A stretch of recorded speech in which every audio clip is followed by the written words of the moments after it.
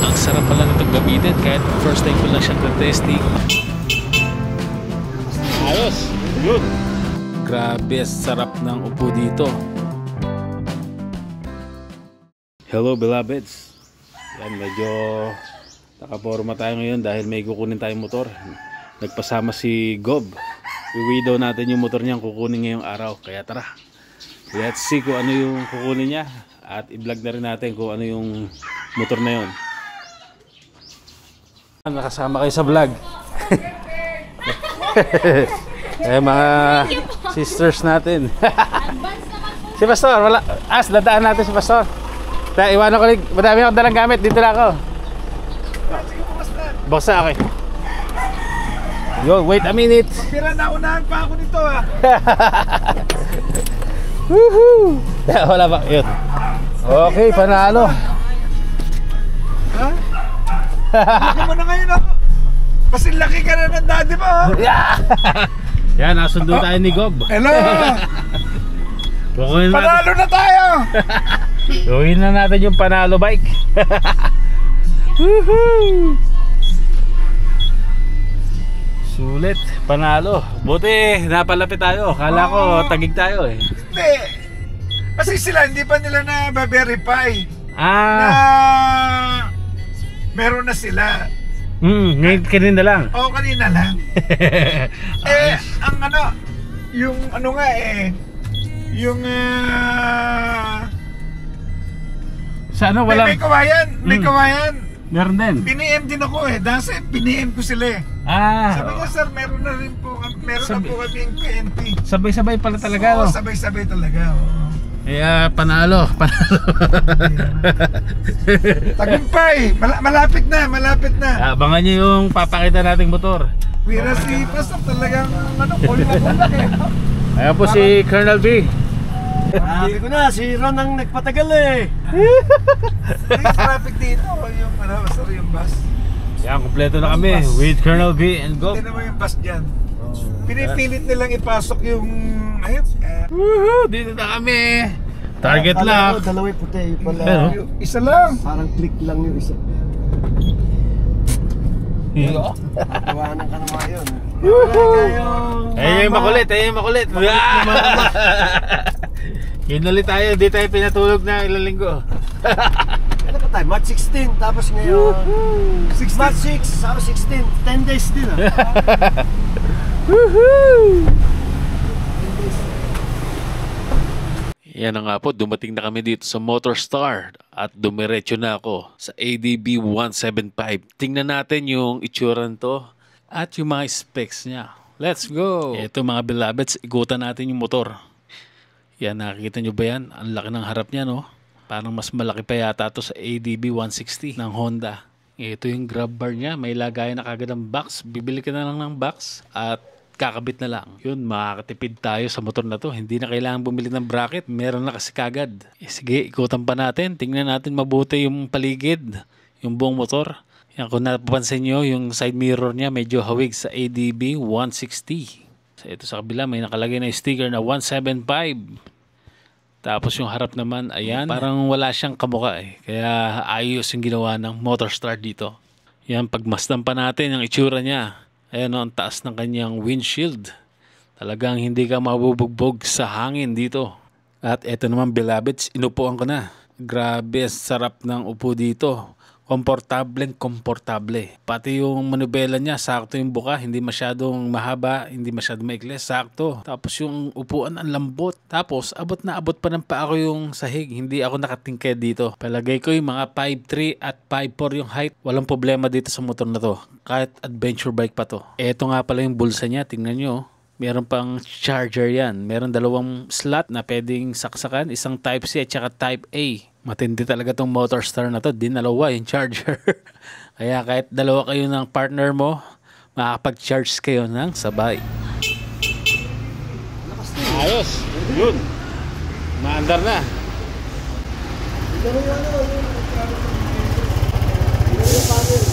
Yun, tahimik Ayun yung panel. 0-0 talaga, 0-0. May RPM pa, no? Ito. Ang laki pa ng box. Yan o, laki ng box. Pogi. Isang top box na. Ayan yung on-off. Ayos ah. Yung on-off. Namamatay yung ilaw. Ayos ah. Ang ganda ng dashboard ano? High-tech talaga to. Kahit ano spec po dyan, kaya andali pag nakaangat po. Ganun ba? Yan, kill switch. Ayun, kill switch yun. Tapos napapatay yung ilaw. Ito. Yung instant ba? Yan. Automatic pag instant patay? Hindi po. Bira, yun lang ang hindi high-tech dito eh. Hey, kaya naman yan, may warm up po na naka-side stand. Sasabihin na lang namin ni Colonel B kung naka-side stand. Air cleaner, kamukha ng... Parang same yata ng air cleaner to ng ano, Honda? Same ba? Yun, no? Same na air cleaner na Honda. Ayos, ang ganda ng ilaw. Ang ganda ng ilaw oh. Ganda ng ilaw. Lima yung ilaw, 5. Itong pang 5 to. 1, 2, 3. Ang ganda. Dako naman tayo sa specs ng motor na to. Engine type 4-stroke 2-valve SOC forced air cooled. Displacement 168.80 cc. Ignition system ECU. Fuel system EFI. Engine oil 900 ml. Starting system electric. Transmission automatic or CVT. Fuel tank capacity 10.2 liters. Ito pa yung ibang specs niya. Ito yung gulong niya. 110/80 by 14. Ito naman yung rear tire niya. 130/70 by 13. Disc brake na rin pala yung likod niya. At yung shock niya, ayan, kung mapapansin nyo, merong gas tank. Ang saya! Haha! Meron din nga pala tong freebies. Ang freebies niya ay helmet. 3 liters na gas yata yung freebies niya. Ito naman yung front shock niya. Napansin ko mas mataba siya compared do sa Aerox na ginagamit natin. Binalikan ko tong shock na to. Nagagandahan talaga ako dito, beloveds. Quality yung gawa oh. Ang ganda ng pagkakagawa nila. At ito naman yung susi. May kasamang 2 susi. At ito yung itsura niya. Diba? Ang ganda. At ito na nga po, nilalabas na ni Kuya. At iro-road test natin pagkababa niya. Let's go! Ready for takeoff.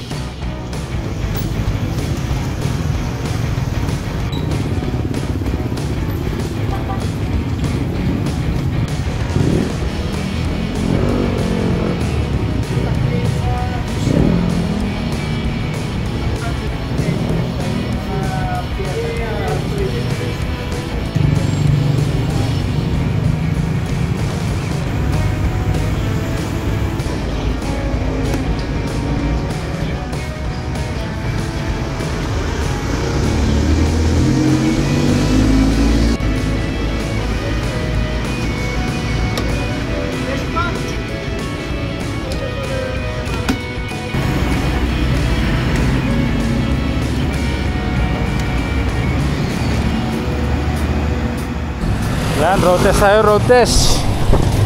Ayun yung 2. Road test natin.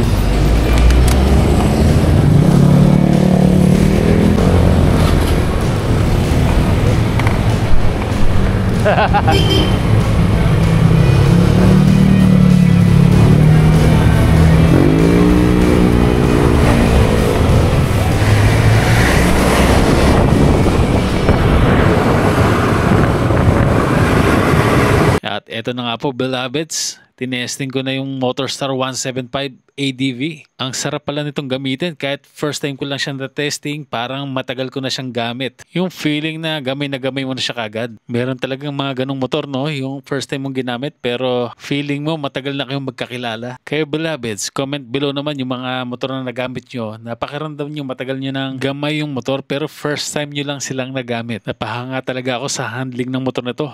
Ang sarap gamitin.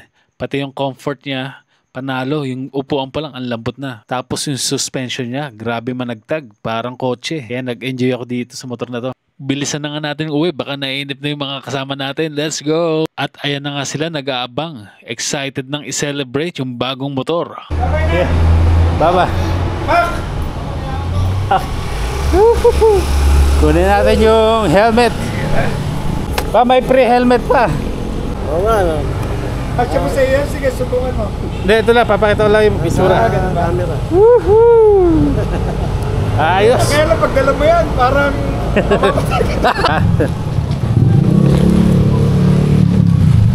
At ayan na nga po, iuwi na namin ang ADB 175 FI. Let's go! Pero syempre, magse-celebrate muna kami. Hanap kami ng kakainan.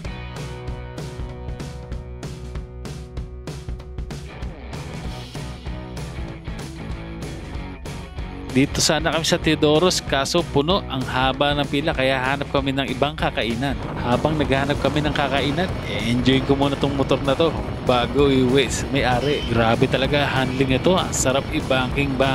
Tapos yung comfort, para kang dinuduyan. Isa to sa mga motor na masasabi kong masarap i-drive at ginhawa sa pang-araw-araw na biyahe. Saan kaya masarap i-biyahe to? O nga pala, hindi nga pala akin tong motor na to.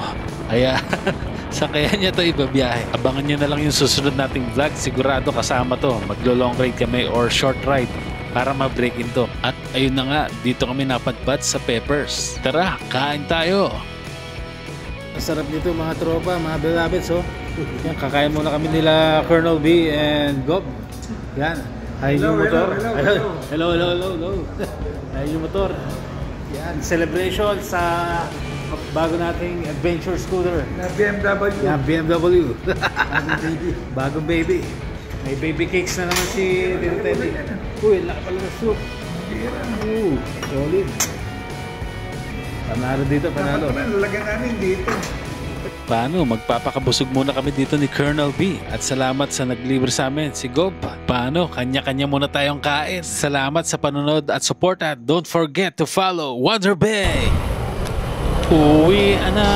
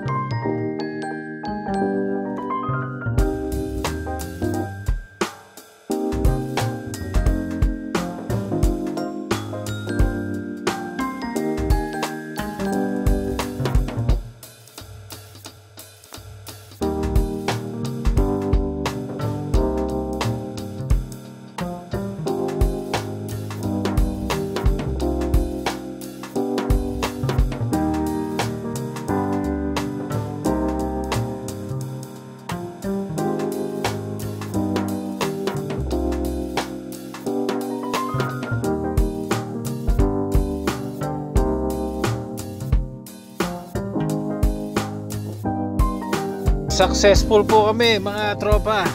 Ayan, ito si Gob, ayan si Colonel B. Basta kayo mga barangay, boto nyo kami ha.